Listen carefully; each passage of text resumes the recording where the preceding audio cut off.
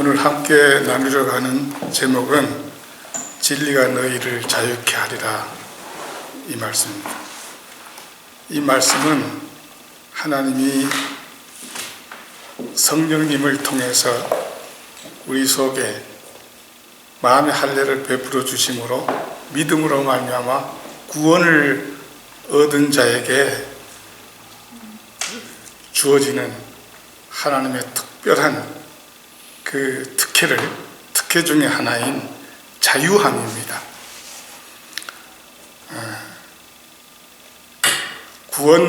하나님의 구원은 워낙에 어려운 그 영적인 문제가 담겨 있는 내용이 되기 때문에 우리 인간적인 개념으로 한두 가지 개념으로 충분하게 설명할 수가 없는 것 같습니다.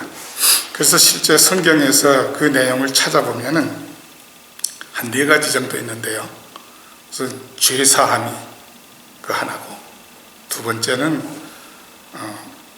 의롭다함, 칭의가 또 하나고, 또 그 하나는 하나님의 자녀로 거듭나는 중생이 그 하나입니다. 그리고 나머지 하나는 오늘 주제가 되는 자유함을 얻는, 바로 그걸 이렇게 4가지로 꼽아볼 수가 있습니다. 얼핏 듣기에는 이 4가지가 전혀 딴 것처럼 들릴 수 있지만 사실은 구원받은 자의 특성, 그 같은 하나의 특성을 4가지 측면에서 나누어서 본 겁니다. 왜냐하면 하나로서는 충분하게 설명이 안 되기 때문에 4수로 나눠져 있어요. 그러나 같은 내용을 담고 있기 때문에 어느 하나라도 그 깊은 의미를 찾아 들어가면은 결국 나머지 3가지도 함께 어우러져 있는 것을 발견할 수 있습니다. 그래서 오늘 자유함이 오늘 주제인데, 이 내용 속에서도 결국 나머지 3개가 같이 묻어 나오는 것을 볼 수 있을 겁니다. 이와 같은 그 자유함의 의미를 잘 설명하고 있는 구절이 오늘 본문으로 택한 요한복음 8장 31절에서 22절 말씀이지요. 너희가 내 말에 거하면 참 내 제자가 되고 진리를 알지니 진리가 너희를 자유케 하리라, 이 말씀입니다. 이 말씀을 간단하게 정리를 해보면, 너희가 내 말에 거하면, 이 거한다는 이 의미 속에 사실 간과해서는 절대로 안 될 하나님을 이해하는데 정말 금과 옥조와 같은 귀중한 의미가 담겨 있습니다. 너희가 내 말에 거한다. 이 거한다는 뜻은 머물러 있다는 이런 뜻이 되겠죠. 근데 이것을 조금 더 우리가 이해하기 좋게 구체적으로 설명하고 있는 그 구절이 하나 있는데, 시편 1장 1절에서 2절입니다. 그 내용을 좀 보면요. 복 있는 사람은 악인의 꾀를 쫓지 아니하며 의인의 길에 서지 아니하며 오만한 자의 자리에 앉지 아니하고 오직 여호와의 율법을 즐거워하여 그 율법을 주야로 묵상하는 자로다, 이렇게 되어 있습니다. 주야로 묵상한다는 이 의미에 집중하셔야 될 것 같습니다. 즉 하나님의 말씀인 이 성경을 통해서 하나님이 나에게 무엇라고 말씀하시는가, 이 말씀을 통해서 하나님이 의도하시는 것이 무언가 하는 것을 정말로 알고 싶어하는 마음이 있어서 그 마음에 집착해서 그걸 알고 싶어서 하나님께 기도하고 생각하고 또 관련된 성경 말씀을 이제 찾아보듯이 이렇게 찾아가면서 하는 그런 일을 해야 된다는 겁니다. 그렇게 하면 뭐라고 그랬어요? 참 내 제자가 된다고 그랬어요. 참 내 제자가 되고 진리를 알게 된다고 그랬어요. 이 얘기 속에 또 담겨 있는 의미가 있습니다. 그렇게 하면은 예수님의 제자가 된다는 거예요. 예수님의 제자가 된다는 얘기는 예수님이 이 성경 말씀에 담겨 있는 그 영적인 그 의미의 말씀을 풀어서 설명해 주시겠다는 얘기예요. 그래서 그것을 마음으로 깨달아 알 수 있게 해 주시겠다는 거예요.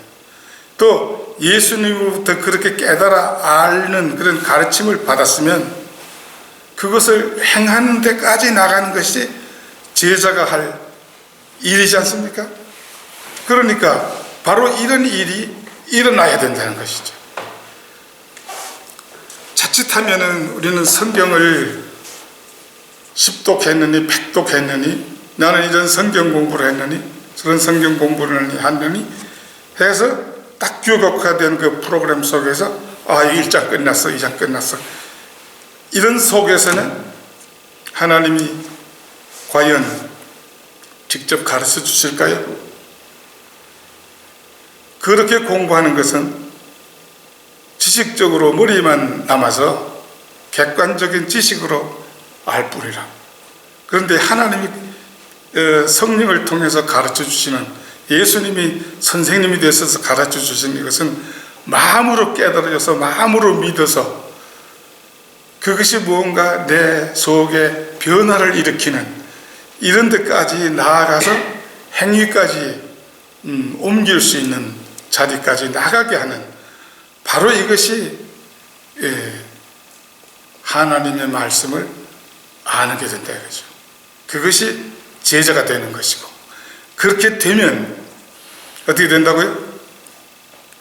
그것이 진리를 아는 건데 그 진리가 자유케 해 주시겠다. 이 자유케 한다는 게 그럼 뭐겠습니까? 진리가 자유케 한다는 이 말씀은 결국 하나님 나라의 가치관에 대해서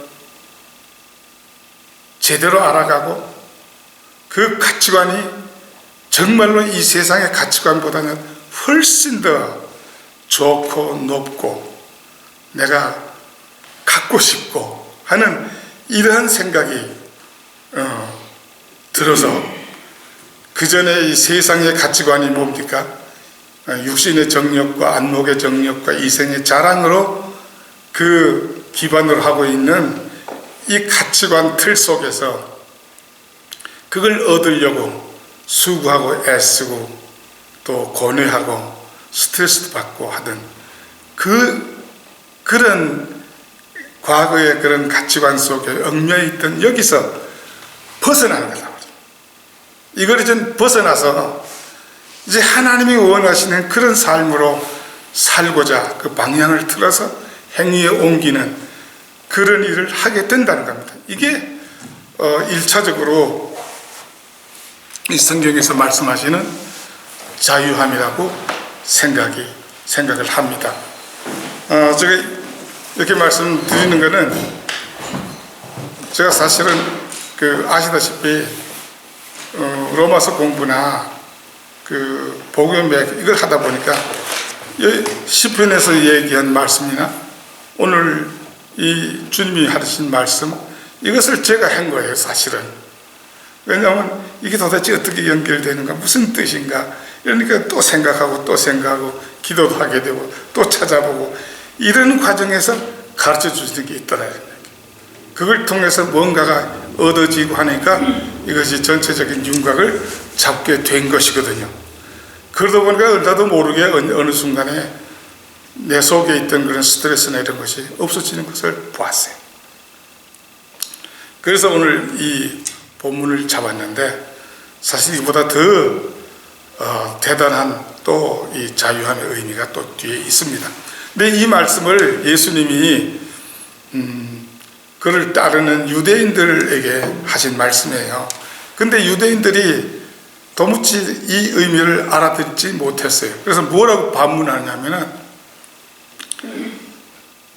우리는 아브라함의 후손으로서 지금까지 남의 종이 된 적이 없는데 왜 자유케 된다고 얘기를 하냐 이렇게 따져 물었거든요. 그랬더니 예수님이 그 이어서 하시는 말씀이 내가 진실로 진실로 너에게 이르건대 죄를 짓는 자마다 죄의 종이다 그랬어요.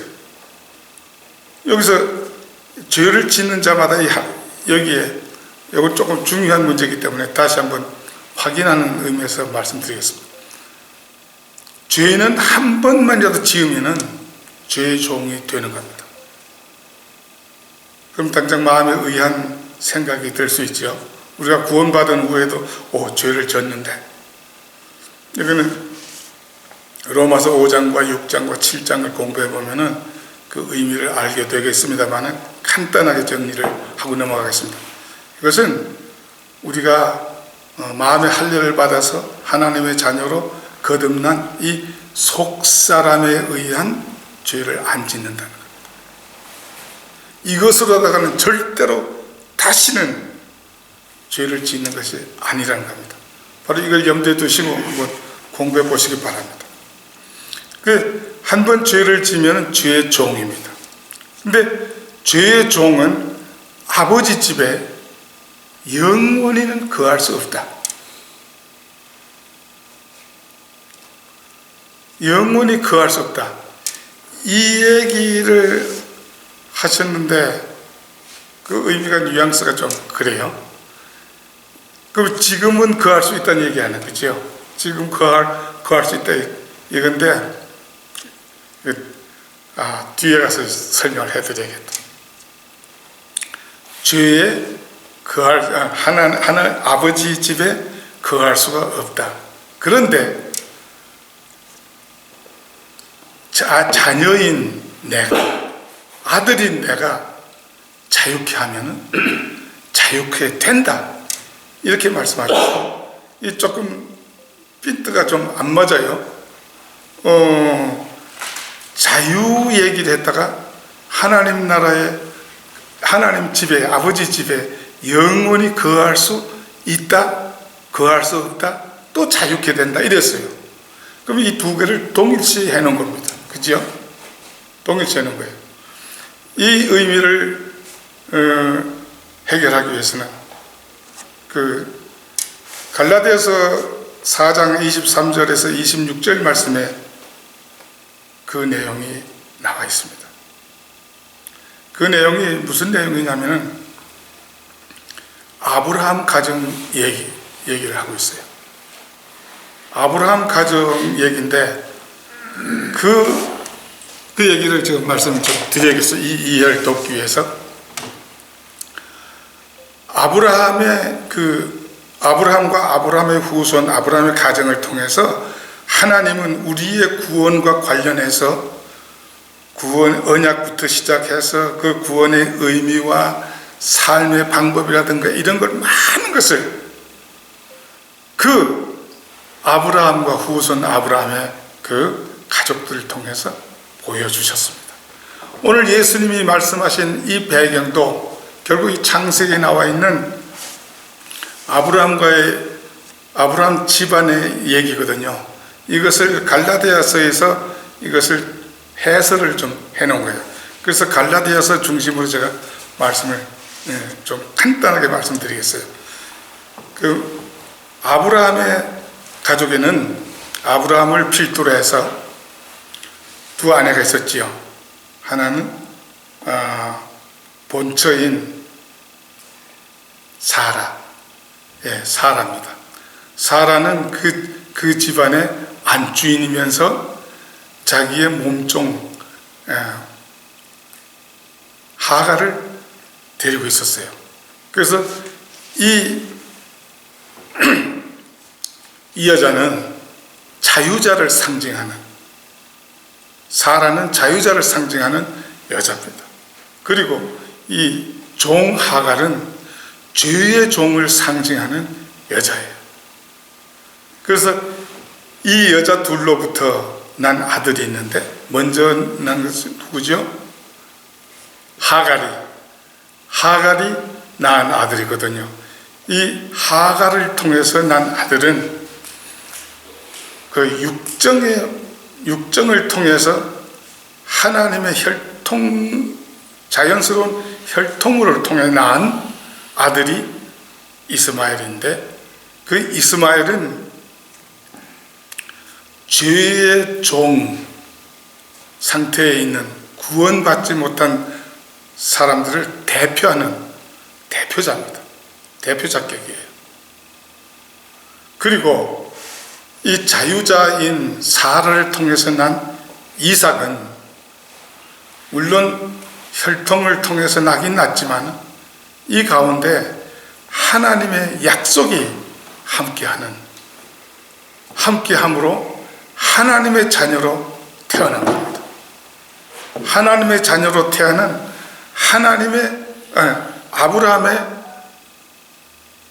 아브라함의 믿음의 후손입니다. 구원받을 믿음의 후손을 말하는, 지난번에 말씀드렸던 내용과 연관이 되는 내용입니다. 이삭과 이 이스마엘은 우리 지금 현재 세상에서 믿는 자와 안 믿는 자, 이 딱 다를 대표하는 두 사람이에요. 그리고 이 아브라함의 집안으로 얘기했지만 이것은 이 세상의 삶을 두고 생각하면 됩니다. 그래서 이 이스마엘은 어떤 사람이냐면은, 이 사람은 종입니다.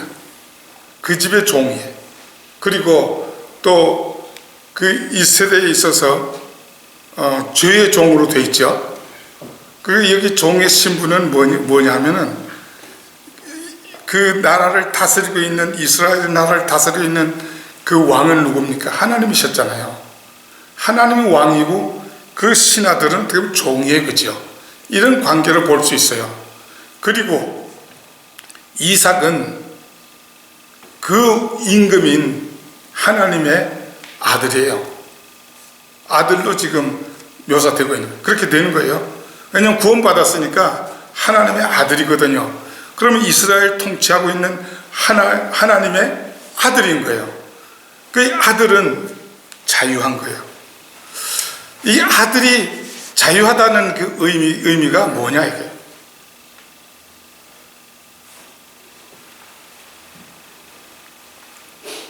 아버지가 임금이에요. 그런데 그 아들은 아버지가 통치하는 그 나라의 모든 법규를 다 지켜야 됩니까? 어떤 의무라든가 이걸 지켜야 됩니까?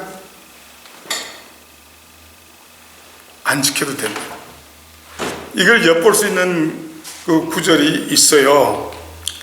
그 예수님이 어딘가 가버나움인가 거기서 베드로하고 같이 있었는데, 그때 반세계를 받는 세리가 찾아와서, 야, 네 선생님은 반세계를 안 내시냐?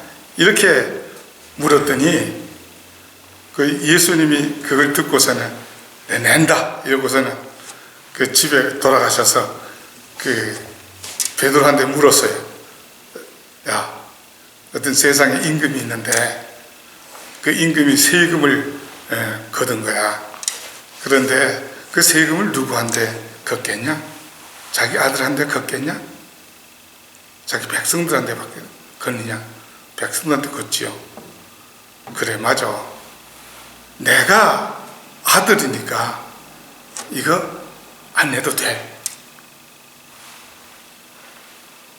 안 내도 되는데, 그러나 오해할까봐, 야, 너 고기 잡아와라. 그럼 그 일세겔?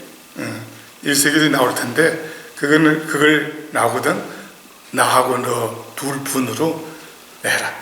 이래서 일세겔을 내는 그런 사건이 있거든요. 이게 무슨 얘기냐면은, 하나님의 법으로서는, 하나님의 왕국에서는 자기 자녀가 그 하나님을 통치하는 그 법에서 벗어났습니다. 칠법권이에요.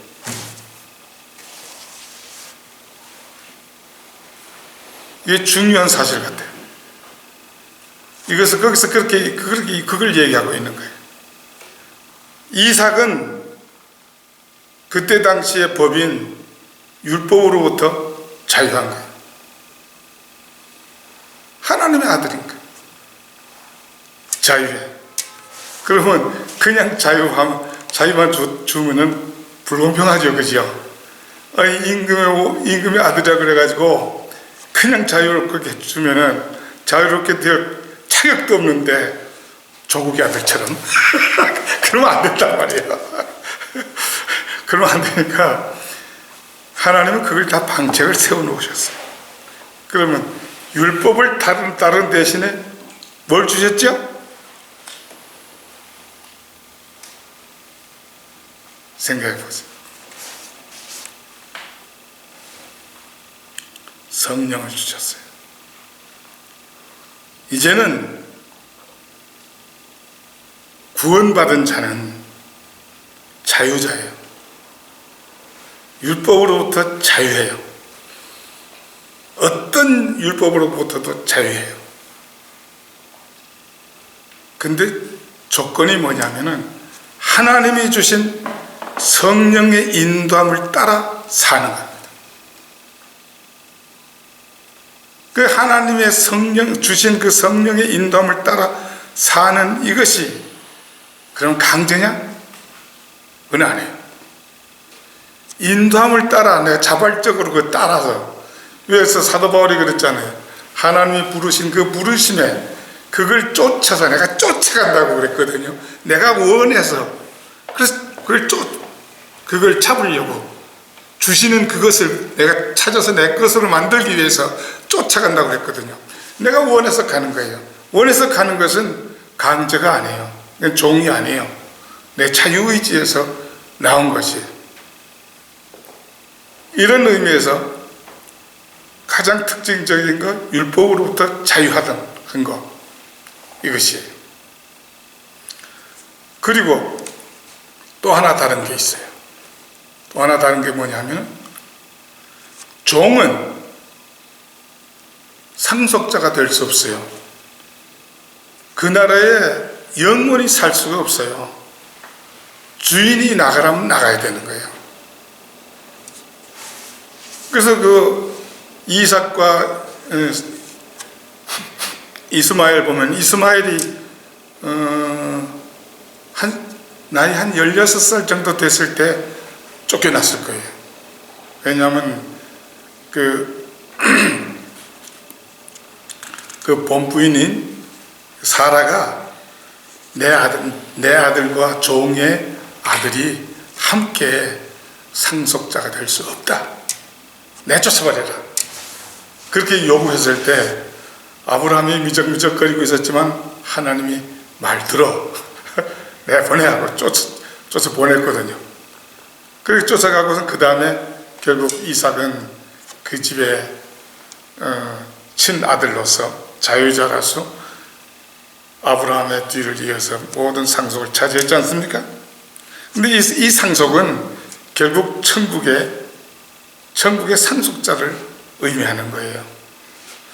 그러니까 예수님이 아까 그 말씀하셨던 이 말씀은 지금 이 세상도 완전한 하나님의 천국이 아니지만 하나님이 다스리는 그 집으로 본 거예요. 여기에 지금 믿는 사람이나 안 믿는 사람이나, 즉 구원받아서 천국에 갈 사람이나 구원 못 받아서 결국 죄의 종으로 살다가 지옥에 갈 사람이나 같이 살아요. 근데 여기서 살 때는 오히려 같이 살 때는 오히려 구원받지 못한 사람들로부터 핍박을 받아요. 그 이스마엘이 이삭에게 핍박을 했죠. 놀려대고 뭐 그랬어요. 바로 그와 같은 것을 우리는 당하면서 살 수밖에 없습니다. 그런 데서 중요한 것은 뭐냐? 하나님이 다스리는, 아버지가 다스리는 그 왕국에서는 우리는 자유자예요. 이 자유자고 또 영원히 산다. 영원히 하나님의 집에 거한다는 이 의미가 대단히 큰 겁니다. 하나님과 하나님의 아버지로서 아들로서 영원히 그 집에 거할 수 있다고 하는 얘기는 상속자를 의미하는 겁니다. 하나님의 자녀를 의미하는 거거든요. 이 세상에서부터 구원받아 그것이 시작이 돼서 천국까지 계속되는 이 상황을 말씀하고 있는 거거든요. 이걸 예수님이 말씀하셨기 때문에 내가 죄인은 종은 아버지 집에 거할 수가 없다. 영원히는 거할 수가 없는데 내가 자유케 해주면은 영원히 거할 수 있어. 한 배경 스토리가 여기 있는 겁니다. 그러니까 우리가 마음의 할례를 받아서 믿음으로 구원을 얻은 하나님의 자녀가 됐다라고 하면은 우리는 어떤 사람이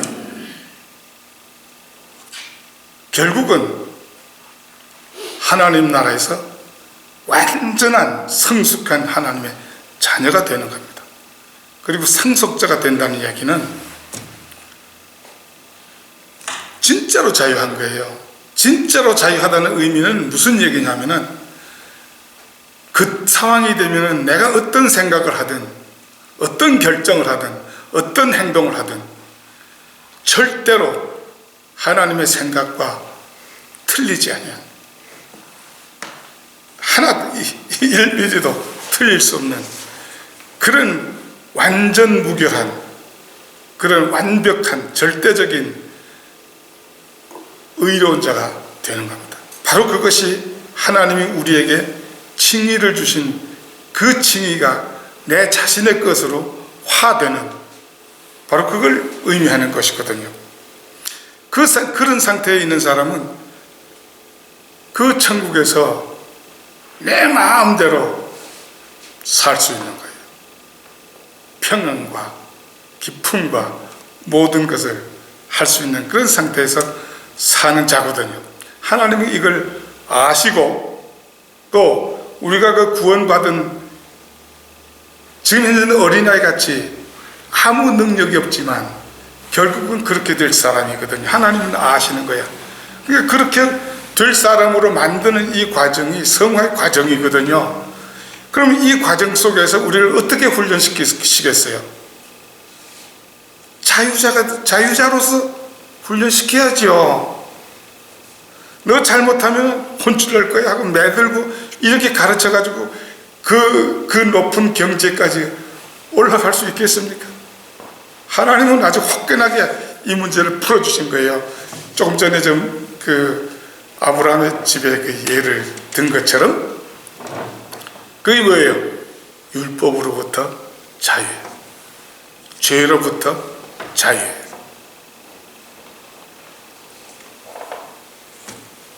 그러니까 이제는 어떤 것을 한다 할지라도 우리가 자원해서 우리 의지로 하는 것을 하나님이 기뻐하세요. 그것이 혹시 잘못된 것이라 할지라도 믿음으로 해야 돼요. 그래서 로마서 14장의 내용에 보면은 믿음으로 하지 않는 것이 죄라고 그랬어요. 그 믿음으로 했다고 해가지고 다 잘했다는 것은 아니에요. 일단은 믿음으로 해야 돼요. 믿음을 했는데 무언가 좀 잘못해가지고 잘못 판단해가지고 그럴 수도 있겠지요. 그것은 나중에 따질 일이고 우선은 믿음을 하는 거야. 믿음으로 하는 것이 대원칙이에요. 그러니까 우리에게 절대적인 자유를 주신 거예요. 근데 이 하나님이 이렇게 절대적인 자유를 주신 이유는 그 목적이 있기 때문에 그런 거거든요. 이 자유롭게 하신 이 목적은 결국 뭐예요? 이 자유를 가지고 하나님이 원하시는 그 의를 이루어 가는데 힘쓰고 애쓰고 하라는 거예요. 그렇게 힘쓰고 애쓰고 해서 그 부분이 내가 실천이 되면 실천되는 만큼 하나님은 또 보상이 있죠. 너가 나의 계명을 가지고 지키는 자라야 나를 사랑하는 자니 나를 사랑하는 자는 내 아버지께 사랑을 받을 것이요 나도 그에게 나를 나타내리라 이러셨거든요. 아니 예수님이 자기 자신을 나타내는 방법이 뭐겠어요? 결국을 통해서 잘했다고 칭찬하실 것이고 위로해 주실 것이고 평안을 주실 것이고 기쁨을 주시지 않으시겠어요? 그러니까 그것을 함으로써 그 자유를 가지고 하나님의 말씀을 순종하는 그걸 통해서 그 함으로 행한 그 대가가 우리에게 누리면서 살게 하나님이 해놓으셨거든요. 그러니까 우리는 이 세상에서 율법적인 그런 생각을 가지고서는 살면 안 됩니다. 그러니까 하나님이 하신 이 의도를 정말 제대로 잘 파악을 해야 될 것 같아요. 그래서 제가 함께 그렇게 되기를 원하는 것은 하나님의 말씀을 그냥 우리 알기 위해서 뭐 또 전달하기 위해서 또는 또 뭐 가르치기 위해서 그걸 지식적으로 잘 꿰 맞추어서 그런 목적으로 해서는 안 됩니다. 정말로 하나님의 의도가 여기에 무엇인가, 나에게 하시는 말씀이 무언가 하는 이 부분에 초점을 맞추고 내 혼신을 다해서 그것을 알려고 노력하는 가운데 하나님이 일깨워 주신다는 사실을 아시고 다 그를 통해서 자유함이 무엇인지 그것을 하나님이 주시는 그 보상이라고 그럴까요? 그것을 누리면서 사는 저희 여러분이 되었으면 좋겠습니다.